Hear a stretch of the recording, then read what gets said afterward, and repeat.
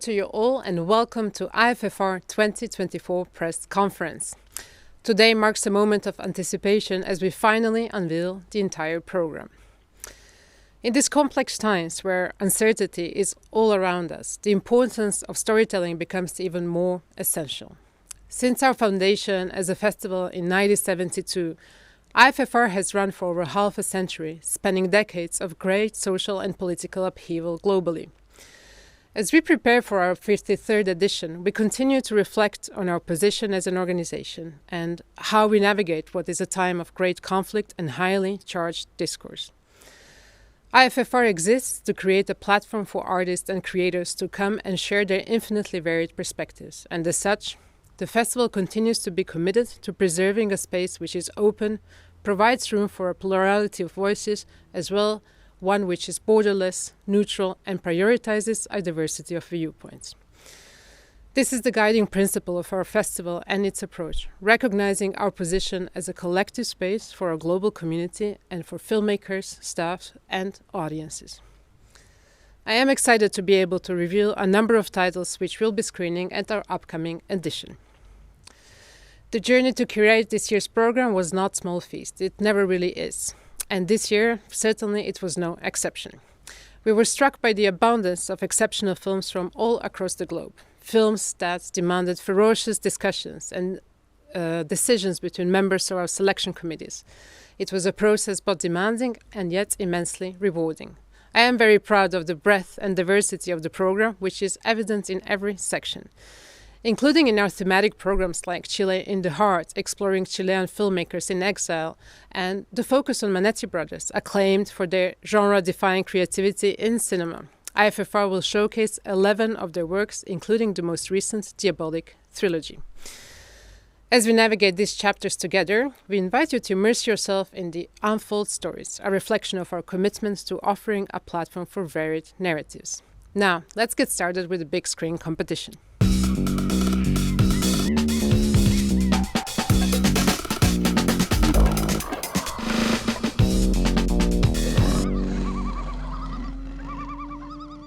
The Big Screen competition is one of the cornerstones of IFFR's program. This year, 12 titles compete for the VPRO Big Screen Award.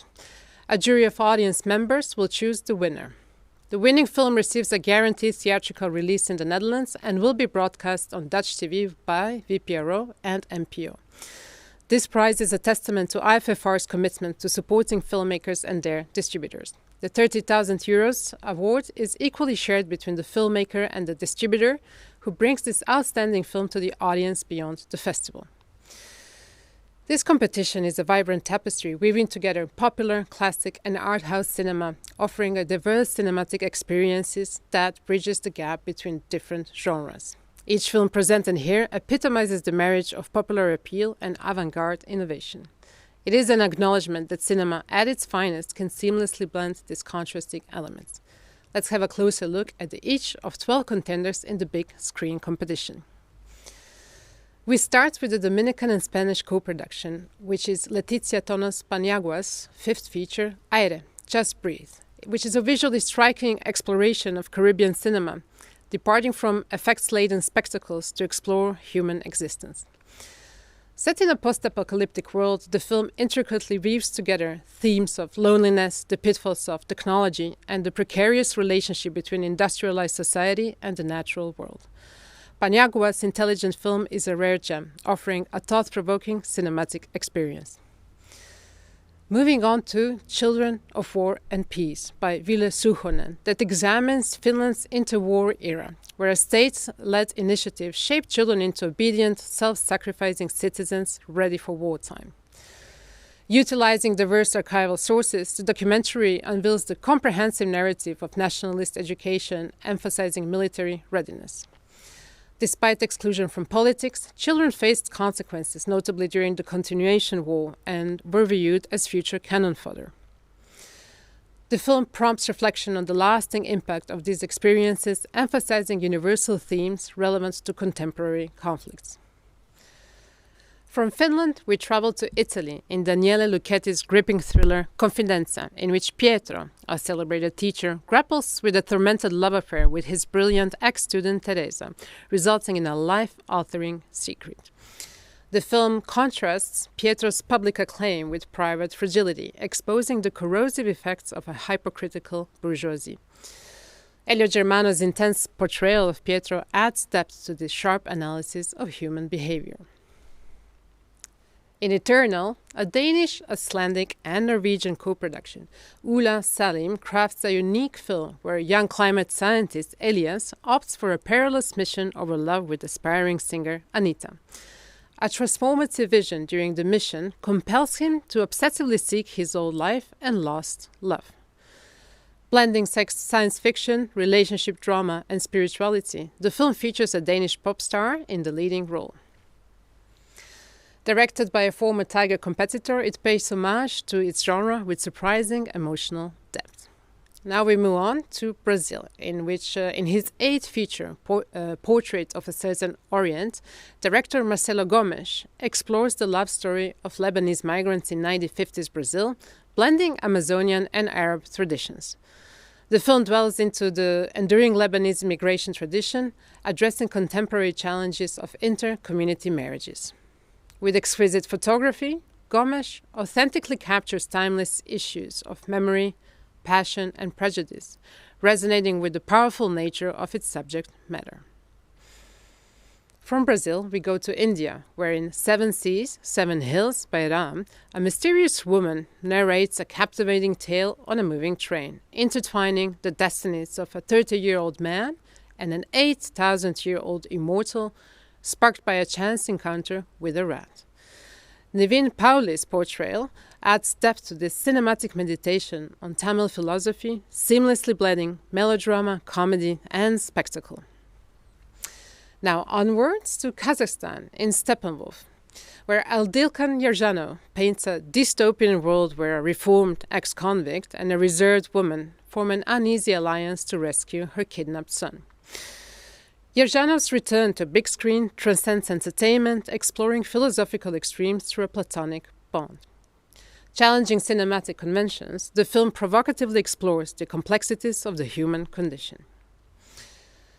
Moving on to Germany and Switzerland with Milk Seeds by Sophia Busch, who immerses viewers in a harsh climate change dystopia where Skalde grapples with belonging and societal norms. To earn community respect, she distances herself from her outsider mother. And then the discovery of a mysterious girl forces Skalde to confront societal consequences, highlighting the human desire to belong at the cost of identity. The film poignantly reflects coping strategies in a patriarchal society. And moving on to Cambodia. In Tenement, manga artist Soria confronts her family's haunting past in a Khmer Rouge-era complex. Directors Inarsoti Tep, Net and Sokyu Chia craft chillingly psychological horror, blending conventional thrills with kinetic cinematography and riveting score. The film subtly explores Cambodia's political history, presenting viewers with a rare gem from underrepresented cinema. Moving on to Iran. The Old Bachelor by Oktay Baraheni explores the intricacies of an abusive patriarchal household in contemporary Iran, seamlessly blending family drama, improbable romance, and melodrama. Leila Hatami's captivating performance adds depth to the narrative, unfolding as a potent metaphor for societal despair. Baraheni's directorial prowess, coupled with stellar performances, results in a compelling exploration of darkness and unforeseen connections.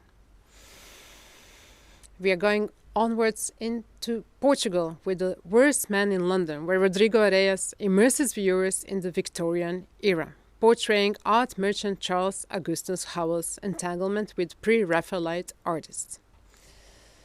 The film skillfully navigates intrigues and adventures that Howell compromises ethics for political influence and profit. Areias crafts a nuanced portrayal, avoiding moral judgments, and transforms the biopic into a passionate journey through history, drawing intriguing parallels to our present day.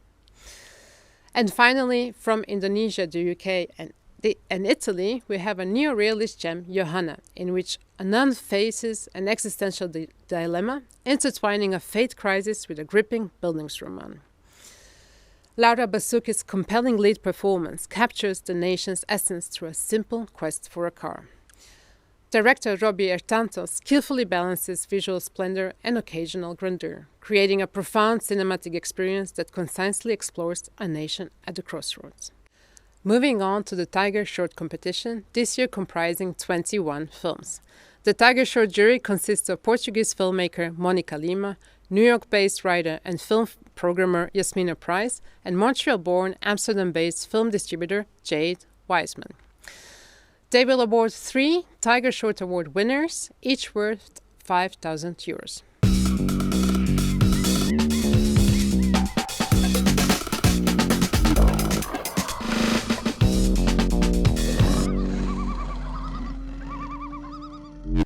IFFR has a rich tradition of programming short films.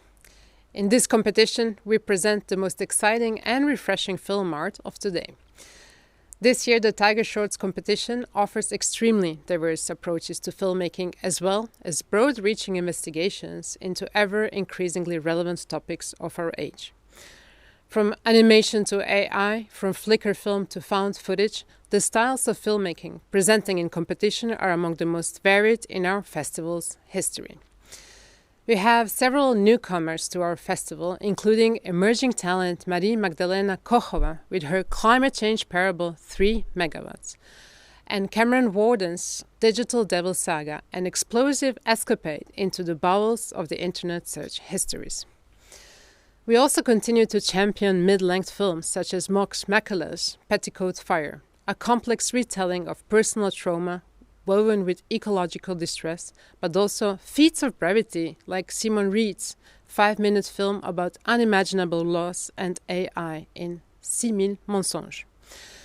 From other ends of the earth, we have returning artists to our competition, such as Lei from China with his new film, Break Number 1 and Break Number 2, and previous Tiger Short competition winner, Alejandro Alonso Estrella, coming to us from Cuba with his new film, History is Written at Night. We are thrilled also to include regions that are not often seen in our competition selections, such as Frank Sweeney's from Ireland with his political film of protest and reenactment Few Can See, and Oscar Illingworth from Ecuador with his film about the Galapagos tortoises entitled Los Dos Lados de la Tortuga. These are merely a few examples of the immense talent we are representing this year in Tiger Shorts competition, with many more must-see titles from across the globe, across generations, across genres and film styles, and manifold vital perspectives.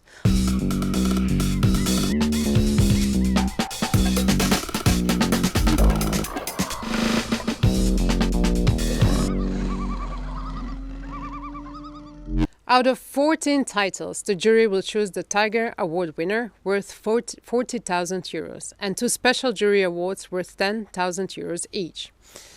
The Tiger competition jury consists of Marco Müller, the former director of Locarno, Venice, and our own IFFR, Anna Sendijarevic, a Bosnian-Dutch filmmaker known for her acclaimed debut that was here in Rotterdam, Take Me Somewhere Nice, and the Netherlands Oscar submission, Sweet Dreams. Producer, industry expert and founder of Easy Rider Films, Nadia Turinche.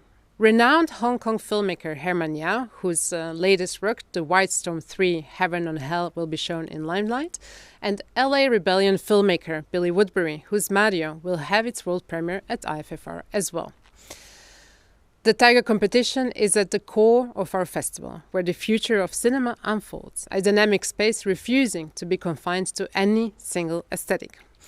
This year, the canvas is broader than ever, so let's have a closer look at this year's contenders. We kick off in Australia's with Jayden Martin's debut, Flathead, which masterfully blends fiction and drama, offering a compassionate portrayal of Australian blue-collar life.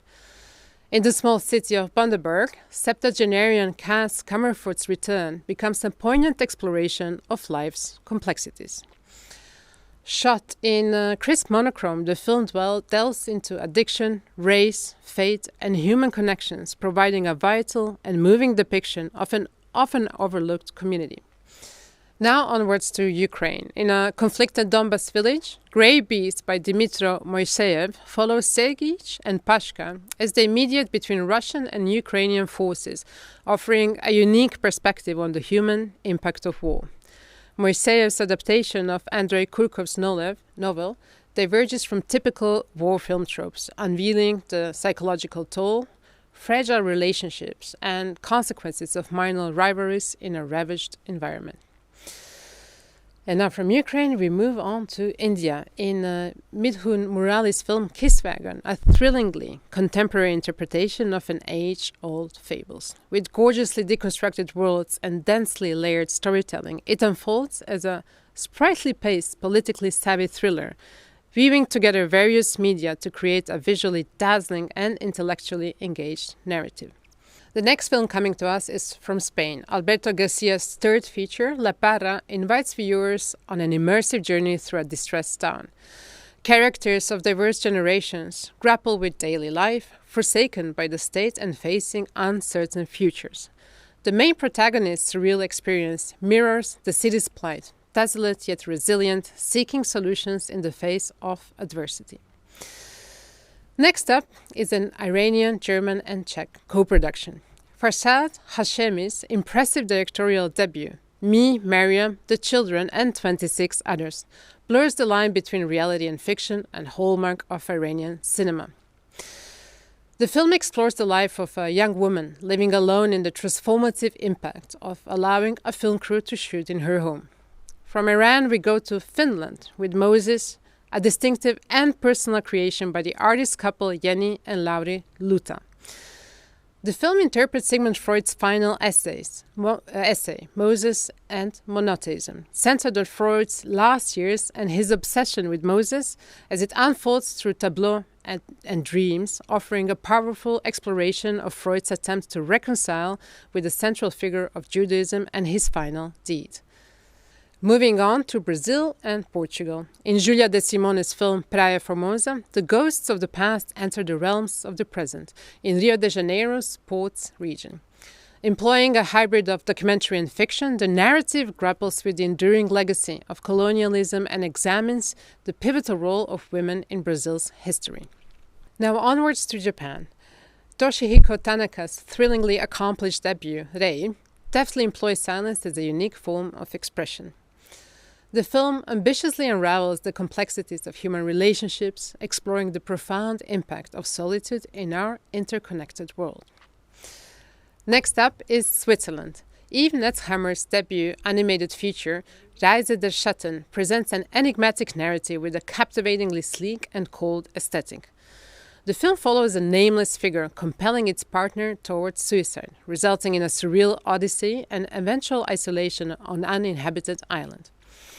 Netzhammer's distinctive 3D animation technique enhances the exploration of present and future dystopian realities, offering a visually stunning reflection on guilt, escape, and the potential for new beginnings. From Switzerland we go to Hong Kong. She Fell to Earth by Suzy Au delicately unfolds the tale of a celestial being descending to Earth, losing memory and voice. This sci-fi romance uniquely explores the notion that what enters a black hole may not at all be lost. Central to the narrative is Zhang Zhe, a character collecting unheard sounds, touching on the fear of losing one's voice. The film gracefully blends science, fashion, and a warped sense of time, delivering evocative reflections on existence. From Germany comes the title S, which is the reading of the ancient hieroglyph for giraffe, a film made by Lea Hartlow. It's a mosaic portrait of the giraffe, intertwining its history with that of humankind. From museum corridors to the vast African plains, the documentary is meditative, immersive, and occasionally mischievously witty. The film is as contemplative as it is informed and captivating as the animal that inspired it. From the UK comes Justin Anderson's accomplished debut, Swimming Home, which adapts Deborah Levy's 2011 novel, plunging viewers into the Mediterranean. The film transforms a family vacation into a nightmarish psychodrama when a stranger is discovered in their pool. This heightens tensions and reveals the dysfunction within. Mackenzie Davis and Christopher Abbott deliver standout performances as the troubled couple, while Ariane Labette steals the show with her intense portrayal of the mysterious stranger. From the UK, we move on to the US, where Zita Henroth takes central stage in The Ballad of Suzanne Césaire, a film by Madeline Hunt Ehrlich, immersing herself into the role of surrealist writer Suzanne Russi-Césaire. Amidst tropical palm groves, the film fluidly shifts between narrative storytelling and abstraction, exploring Suzanne's history and challenging the idyllic veneer of historical memory. And finally, French-Israeli co-production by Daniel Mann. Under a Blue Sun explores the aftermath of Rambo 3, an 80s blockbuster filmed in an Israeli desert. Through the lens of Bashir, a Palestinian Bedouin and former Rambo 3 pyrotechnician, the film explores colonial politics, navigating the complexities of propaganda, war, and colonialism while deconstructing the legacy of Rambo in a thought-provoking narrative.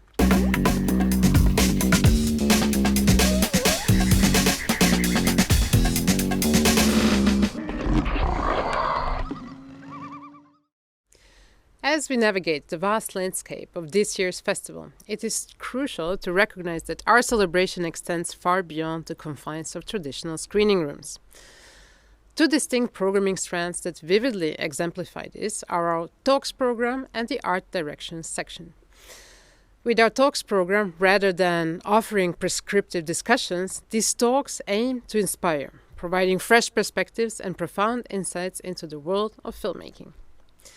This year's lineup features luminaries such as Marco Bellocchio, whose presence promises to offer unique insights into the cinematic crafts.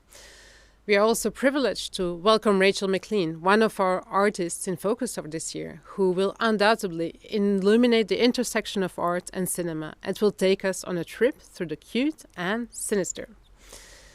Alexander Kluge, whose cinematic, literary, and philosophical oeuvre covers the most diverse subjects from the Second World War to early days of cinema. He will explore the intriguing realm of AI, offering a lens into the future of storytelling. Another acclaimed guest is the director Anne Fontaine, who will discuss her remarkable career. The full lineup of our Talks program will be announced in January. Our commitment to exploring cinematic frontiers extends even further with the Art Directions program. This is the space where the festival steps out of the screening room and goes beyond traditional film presentations.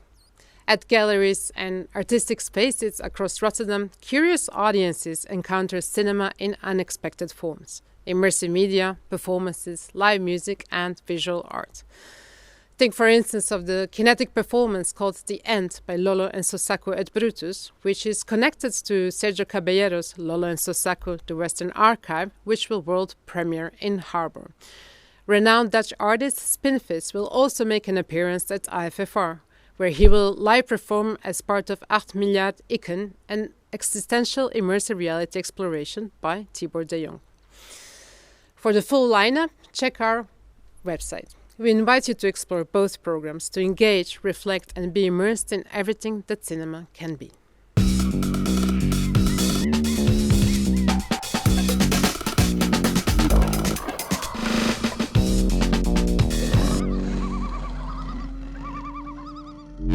We would like to take this moment to shine a spotlight on some of the most innovative and promising talents who are taking part in the Bright Future section. This dedicated space serves as a launchpad for first-time filmmakers, providing them with a platform to showcase their debut works. We hope that nurturing these emerging, idiosyncratic voices in Bright Future will pave the way for their return in future competitions, Harbour or Limelight sections. Now, let's look beyond Bright Future and explore highlights from our other program sections, such as from Harbour, where we present Animalia Paradoxa by Niles Atala, in which a post-apocalyptic world unfolds as a strange human-amphibian creature grapples with survival, blending the avant-garde with the animation and performance art. The Cursed Land by Panu Are and Kong Ritde is a thrilling, time-hopping horror distilling the spectrus of Thai history. Andrea Luca Zimmermann's Wayfaring Stranger is a profound exploration of a lifetime's journey, connecting with the natural world through 7 performances embodying 7 stages of existence. And lastly, Le Mangeur d'âme, or The Soul Eater, by Julian Maury and Alexandre Boustillon, unveils a supernatural mystery in a remote French village, blending genres in a masterful narrative of investigations, murders, and disappearances. While unfortunately the time constraints prevent us from a comprehensive exploration of all the Limelight highlights, two notable world premieres stand out. Anne Fontaine's Bolero follows the crafting of French composer and pianist Maurice Ravel's greatest hit of the same name. And premiering as well is Daniel Espinosa's Madame Luna, also inspired by the real events, tracing the journey of an Eritrean refugee turned notorious people smuggler, navigating organized crime and facing a moral dilemma in Italy. For the full lineup, please check out IFFR.com. And now it's the time to move on to the opening film.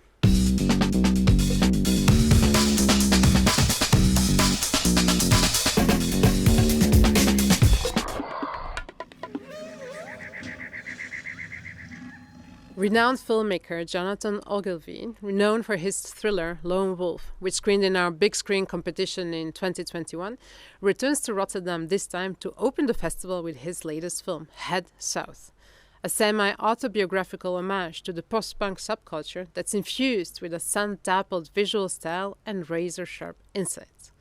Ogilvie delights in his ability to craft a narrative that effortlessly shifts tones. Head South is an exploration of quirkiness and nostalgia, seamlessly transitioning into moments of sobriety and thoughtful reflection. The film joyfully ventures into unexpected territories, mirroring the unpredictable nature of adolescence. Each scene in the film unfolds as a journey of discovery, encapsulating the cherished spirit of IFFR. It therefore perfectly sets the stage for a 10-day festival brimming with unexpected turns and the boundless creativity of cinema.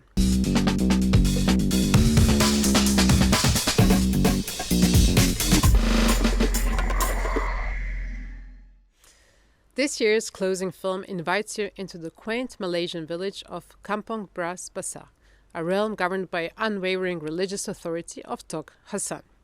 Raihan Halim's La Luna explores the delightful clash between traditional values and modernity.